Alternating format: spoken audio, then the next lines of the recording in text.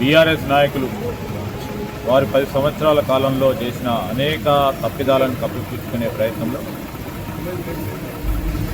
మా ప్రభుత్వంపై ముఖ్యమంత్రి గారిపై చేస్తూ ఉన్న దుష్ప్రచారానికి సంబంధించి వాటి వాస్తవిక విషయాలు రాష్ట్ర ప్రజలకు సంబంధించిన ఒక కీలకమైన అంశము ఫోన్ ట్యాపింగ్.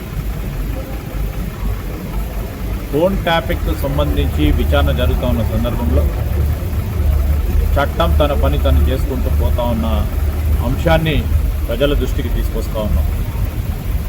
ముఖ్యమంత్రి రేవంత్ రెడ్డి గారికి ఎవరిపైన వ్యక్తిగత కక్ష సాధింపు చేయాలనే ఆలోచన లేదు.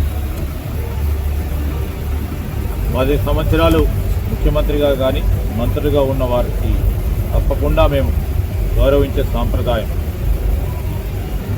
కానీ ఫోన్ ట్యాపింగ్కి సంబంధించిన అంశం వచ్చేవారు